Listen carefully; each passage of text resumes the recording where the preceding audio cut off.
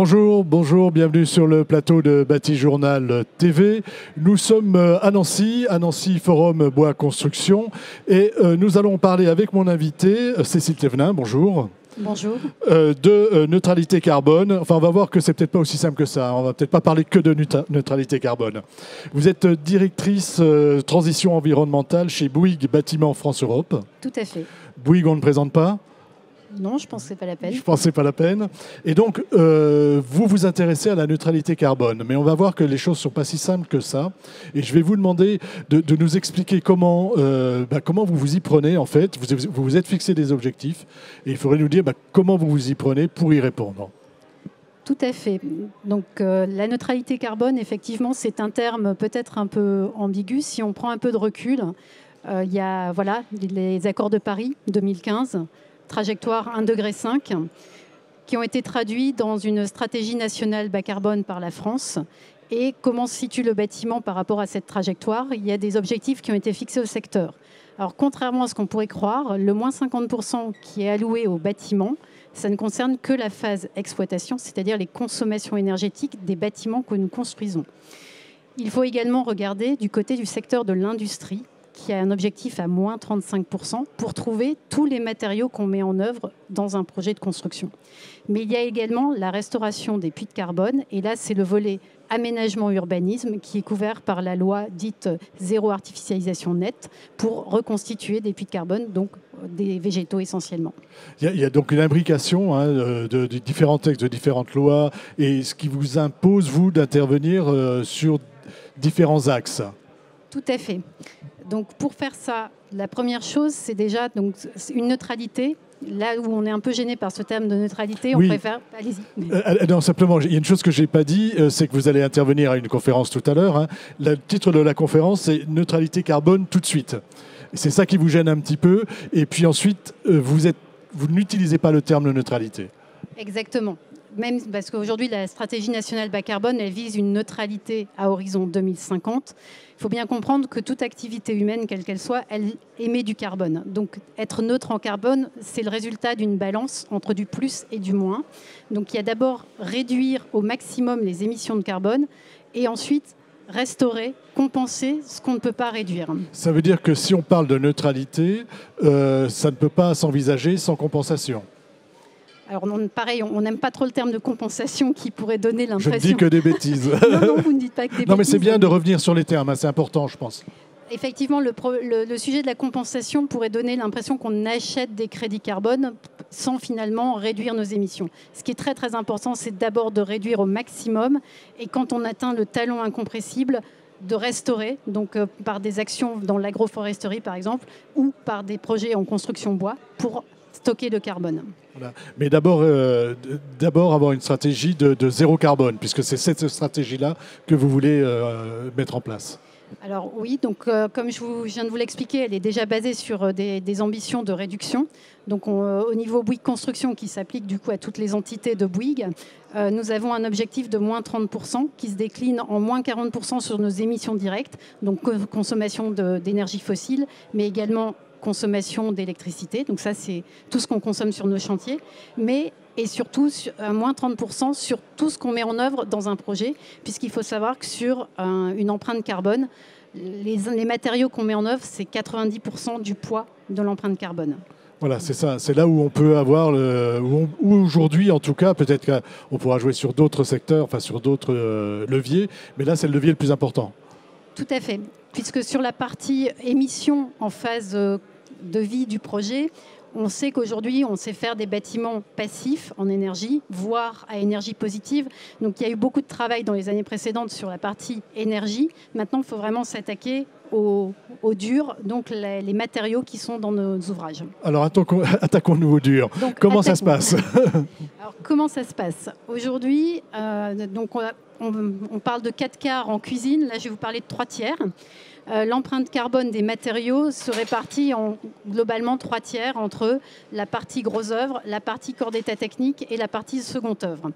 Si on regarde ce qu'on peut faire, je vais tout de suite évacuer la partie corps d'état technique. Aujourd'hui, il y a peu de solutions sur la réduction des corps d'état technique. Pourquoi ?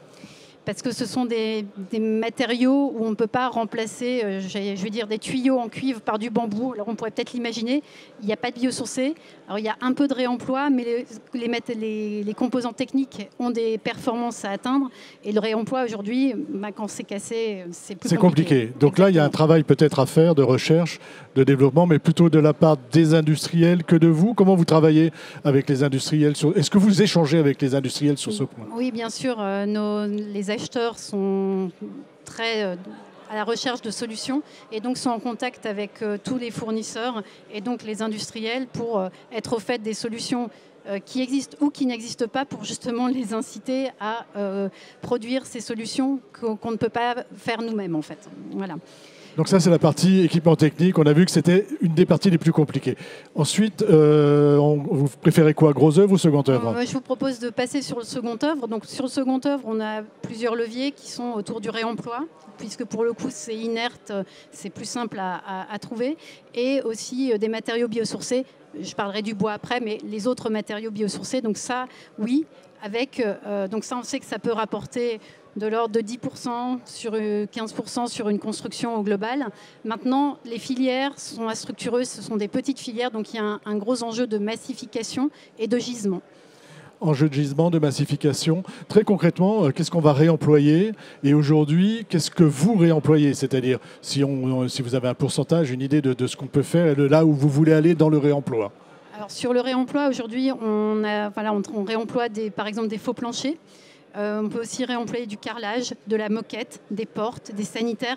J'allais dire quelque part un peu tous les composants où il n'y a pas de mécanique dedans ou d'électronique. Donc ça, j'allais dire, tout est envisageable. Maintenant, il faut qu'on accompagne les filières et c'est ce qu'on est en train de faire pour pouvoir massifier.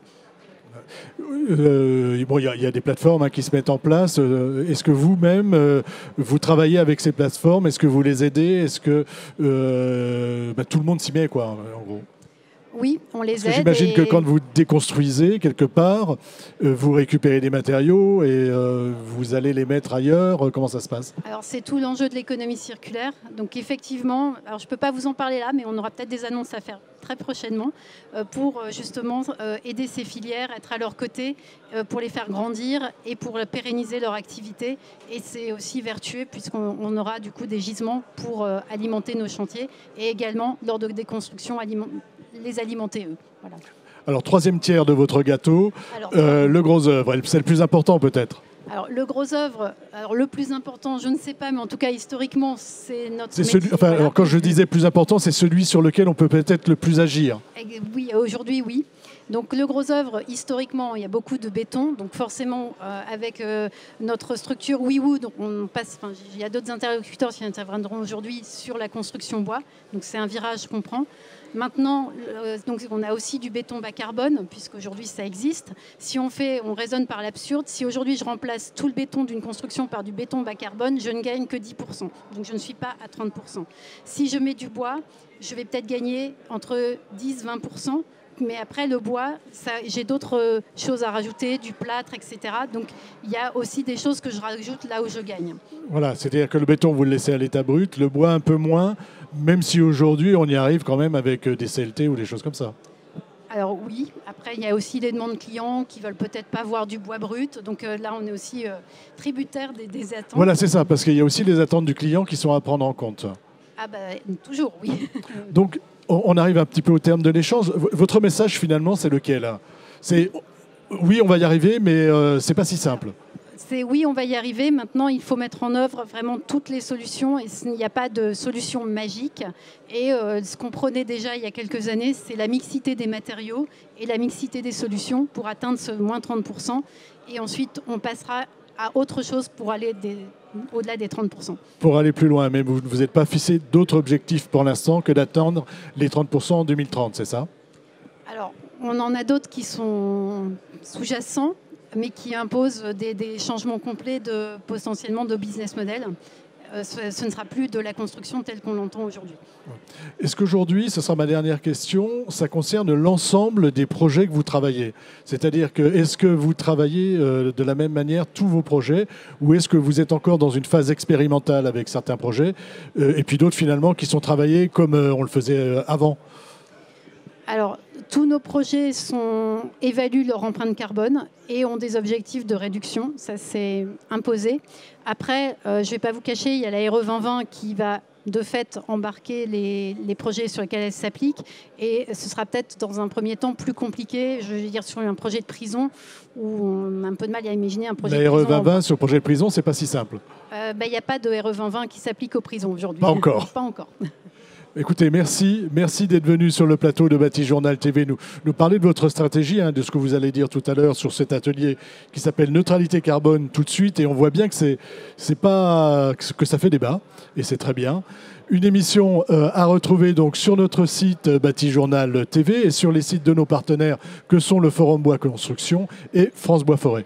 Merci à vous d'être venu jusqu'ici. Merci.